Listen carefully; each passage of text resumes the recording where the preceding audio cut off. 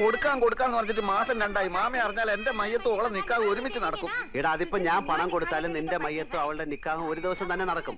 നീ അയാളെ താങ്ങി നടക്കുന്നിടത്തോളം കാലം ഈ നിക്കാഹ് നടക്കില്ല. ഓളെ വേറെ ആരെങ്കിലും കെട്ടിക്കൊണ്ടുപോകും. ബേജാറാക്കുന്ന വർത്താനം പറയല്ലേ അപ്പൊ കുട്ട.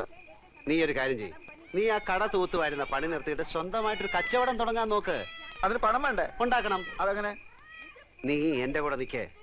ഞാനൊരു പെയിന്റ് കട തുടങ്ങാൻ പോവാണ്. ഒരു 4 ലക്ഷം രൂപയാവും.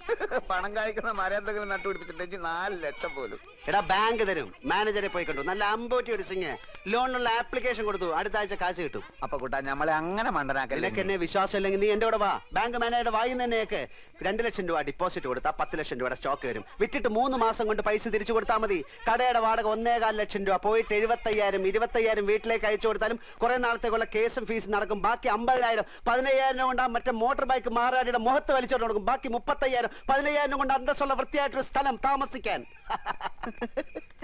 അപ്പൊ മൈമനയുടെ 3,000 അത് കൊടുക്കും. പോയിട്ട് 22,000. അത് ഞാൻ എന്ത് ചെയ്യുന്നറിയോ? കൊറേ കുപ്പായം വാങ്ങും, കൊറേ സിനിമകൾ. എടാ മണ്ട മുത്തപ്പ, അത് ഞാൻ നിനക്ക് തരും. ഒരു ജ്യൂസ് കട തുടങ്ങാൻ.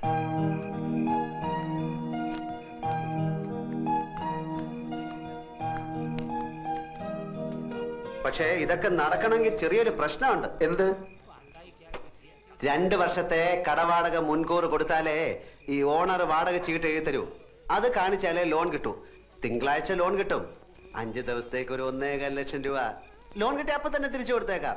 നിനക്കാരാ എത്ര ഉറുപ്പ്യ കടം തരിക? നീ വിചാരിച്ചാലേ നടക്കും. നീ വിചാരിച്ചാൽ അത് നടക്കും. അതെങ്ങനെ? നിന്റെ മാമ എടുത്ത് ചോദിച്ചാൽ. നടന്നു തന്നെ.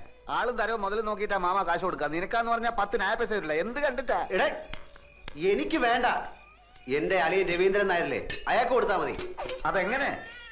ഞാൻ കാര്യങ്ങൾ വിശദമായിട്ട് പറയാം. നീ എന്റെ കൂടെ നിന്നാ മതി. ഇതൊന്നും എനിക്ക് വേണ്ടിയിട്ട് മാത്രമല്ല കേട്ടോ. മൈമോനയുടെ നിക്കാതെ നിന്റെ മയ്യത്ത് ഒരുമിച്ച് അടക്കാതിരിക്കാൻ കൂടി വേണ്ടിയിട്ടോ ഞാൻ ഇതൊക്കെ പറയുന്നത്. ഇതൊക്കെ എങ്ങനെ നടക്കും ആദ്യം പറ.